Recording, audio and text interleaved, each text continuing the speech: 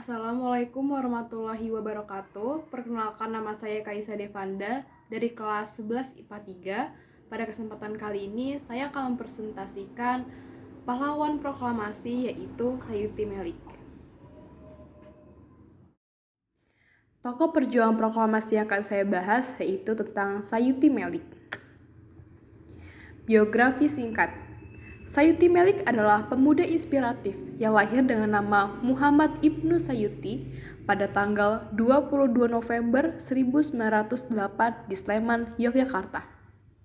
Ayahnya bernama Parto Prawito yang merupakan kepala desa di Sleman dan ibunya bernama Sumilah.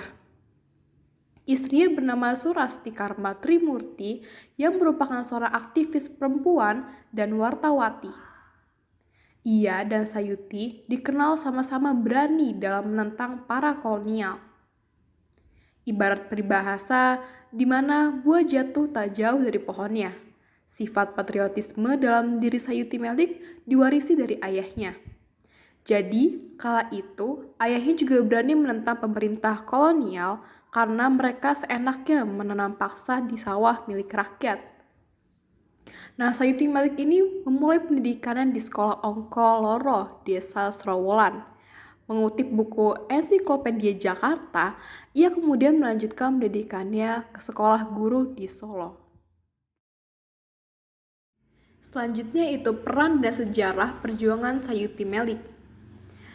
Nah, selain berperan aktif sebagai aktivis, tercatat dalam sejarah Indonesia, Sayuti Melik bertugas sebagai penulis naskah proklamasi kemerdekaan. Teks inilah yang jadi penanda bahwa Indonesia telah terbebas dari belenggu penjajahan. Dari hobi menulisnya, Sayuti dan istrinya mendirikan koran Pesat di Semarang yang dikerjakan sendiri mulai dari bagian redaksi, percetakan, hingga penjualan. Tapi mereka juga gak terlepas dari pengasingan karena tulisan mereka yang kritis. Hal ini menyebabkan mereka harus bergantian keluar masuk pengasingan dan penjara. Hingga akhirnya saat Putra didirikan dengan bantuan dari Bung Karno, Sayuti dan istrinya baru bisa kembali lagi bersatu. Selain menggeluti bidang jurnalistik, dalam biografi, Sayuti Melik juga tercatat bahwa dirinya merupakan anggota aktif dari PPKI.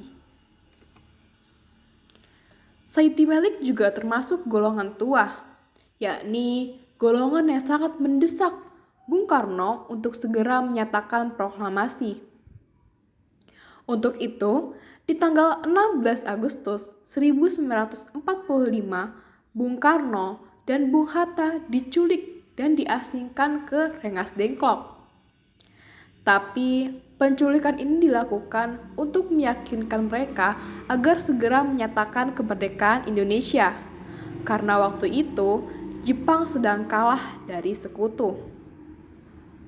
Setelah ada kesepakatan, barulah naskah proklamasi dirumuskan oleh Bung Karno dan Bung Hatta di Rumah Laksamana Maeda. Biografi Sayuti Melik mencatatkan bahwa dirinya dan Sukarni menjadi saksi dan membantu dalam merumuskan teks proklamasi. Selanjutnya, kita akan membahas tentang proses perumusan teks proklamasi. Nah, kronologis penyusunan naskah proklamasi dimulai ketika Soekarno mendapat kabar kekalahan Jepang dari tentara sekutu. Soekarno dan Hatta kemudian memutuskan untuk menyusun rencana kemerdekaan bagi Indonesia.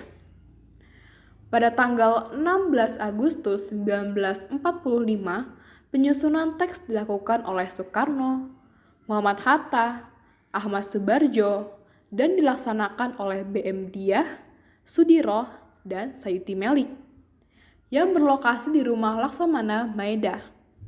Mengutip buku Proklamasi karya Bimo Sakti, konsep proklamasi ditulis oleh Soekarno, sedangkan Hatta dan Subarjo menyumbangkan pikirannya secara lisan. Sayuti Melik adalah sekretaris dari Bung Karno waktu itu, sebab ialah yang mengetik teks proklamasi setelah disusun. Tetapi ada beberapa perubahan yang dibuatnya.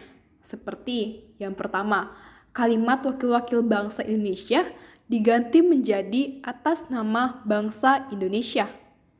Yang kedua, yaitu tempo, diubah menjadi tempo. Yang ketiga, yaitu adanya penambahan nama Soekarno-Hatta di bagian bawah. Lalu yang terakhir, Jakarta 1885 diubah menjadi Jakarta hari 17 bulan 8 tahun 5. Lalu setelah naskah selesai dibuat, teks proklamasi dibawa ke ruang muka tempat anggota PPKI.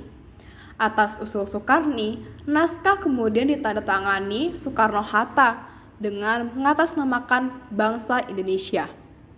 Soekarno kemudian memerintahkan Sayuti Melik untuk mengetik naskah itu sesuai dengan tulisan tangannya, disertai dengan perubahan-perubahan yang telah disetujui.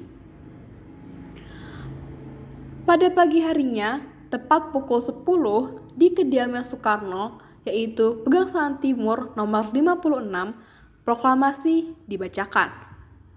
Atas usulan dari Soekarni, Bung Karno dan Hatta menandatangani teks proklamasi. Pembacaan tersebut juga dihadiri oleh beberapa tokoh seperti Wilopo, Suwirjo, Tabrani, Gafar Pringgodikdo, dan Trimurti. Nah, di sini kita dapat melihat naskah proklamasi hasil dari tangan Sayuti Melik. Yang terakhir kita akan membahas tentang peran Sayuti Melik setelah kemerdekaan. Nah, belum genap setahun pasca kemerdekaan, Sayuti Melik seakan berubah 360 derajat. Tadinya, ia sangat tertarik dengan komunisme. Sekarang, justru ia adalah orang yang menentang gagasan tentang Nasakom atau nasionalis agama komunis yang digagas oleh Bung Karno. Tulisan-tulisannya merujuk pada kritikan pedas tentang PKI yang dianggap sebagai penjilat penguasa. Meski memiliki peran besar pada proses kemerdekaan kita, menjadi anggota Panitia Persiapan Kemerdekaan Indonesia atau PPKI dan Komite Nasional Indonesia Pusat atau KNIP, serta sangat dekat dengan Bung Karno, ia tetap merasa belum merdeka. Atas perintah Amir Syarifuddin yang kala itu menjabat sebagai Menteri Pertahanan, Sayuti Melik ditangkap dengan tuduhan terlibat dengan kasus makar yang pertama kali terjadi di Indonesia pada tanggal 3 Juli 1946. Tapi karena tidak terbukti bersalah, ia dibebaskan dari dakwaan itu dan turut melawan Belanda yang pada waktu itu ingin kembali berkuasa di Indonesia. Tahun 1948, Sayuti kembali ditangkap Belanda dan ditahan di Ambarawa. Dia baru dibebaskan di tahun 1950 ketika penyerahan kedaulatan dilakukan. Ketika masa Orde Baru atau di masa pemerintahan Soeharto, nama Sayuti Melik kembali naik karena dirinya bergabung dengan partai penguasa yaitu Golkar. Tahun 1971 dan 1977, bahkan Sayuti Melik berhasil menduduki anggota MPR atau DPR. Hidup nyamannya baru dirasakan di masa Orde Baru ini, setelah di masa mudanya ia harus keluar masuk penjara. Di masa akhir hidupnya, tepat pada tanggal 27 Mei 1989, ketika berusia 80 tahun, Sayuti Melik wafat di Jakarta. Sampai wafat, Sayuti Melik tetap mengabdi untuk bangsa ini. Soeharto yang waktu itu menjabat jadi presiden ikut melayat sosok yang sangat berpengaruh itu dalam kemerdekaan Indonesia. Terima kasih. Sekian presentasi dari saya tentang tokoh perjuangan Indonesia Sayuti Melik. Sampai jumpa.